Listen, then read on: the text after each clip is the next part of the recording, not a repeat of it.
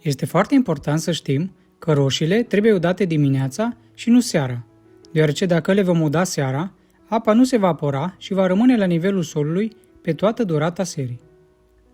Această umiditate prelungită va crește posibilitatea ca plantele să se îmbolnăvească de mană sau alte boli fungice, de aceea acestea trebuie udate dimineața, când apa se evaporă rapid și vom reduce riscul îmbolnăvirii. Roșiile trebuie udate regulat, însă nu trebuie udate zilnic. Multă lume udă zilnic și folosește puțină apă, udând doar în suprafață. Însă acest lucru va duce la o plantă mai mică cu o producție mai mică. De ce? Cu cât udăm mai des și mai la suprafață, rădăcinile roșilor nu vor trebui să meargă prea adânc pentru a căuta apă, iar astfel vom avea rădăcini mai mici și automat o plantă mai mică. Exact ceea ce se întâmplă atunci când plantăm o roșie în ghiveci. Cu cât udăm mai rar, cu atât rădăcinile vor înainta tot mai adânc pentru a căuta apă. Cu cât avem rădăcini mai adânci, cu atât vom avea acces la mai mulți nutrienți și mai multă apă.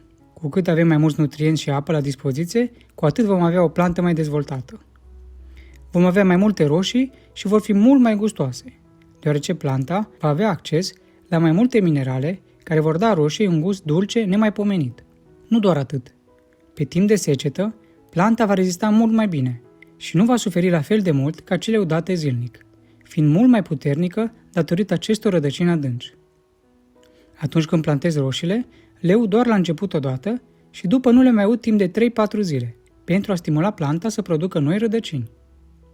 Eu ud roșiile de 2 ori pe săptămână sau la 3 zile, în funcție de perioadă și de temperaturile ridicate. De câtă apă are nevoie o plantă de roșie?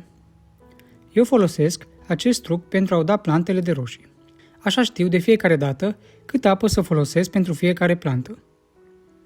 Avem nevoie de un bidon sau o găleată de aproximativ 30 de cm diametru și măsurăm 5 cm de la bază și semnăm cu ajutorul unui marker. După care, dăm drumul la apă la robinet sau pompă și punem apă până la nivelul semnat. Tot ce trebuie să facem este să numărăm secundele până când apa va ajunge la acel nivel. Volumul apei este de aproximativ 4 litri, în funcție de găleata folosită. Așa vom ști de fiecare dată cantitatea de apă pe care o vom folosi când udăm fiecare plantă de roșie, fără să folosim mai multă sau mai puțină apă. Dacă vrei să vezi care sunt secretele mele pentru a avea plante pline de roșii mari și gustoase, dă click pe videoclipul următor. Iar dacă ți-a plăcut acest videoclip și v-a fost de folos, nu uitați să distribuiți, să vă abonați la canalul nostru de YouTube și să urmăriți pagina noastră de Facebook. Vă mulțumesc!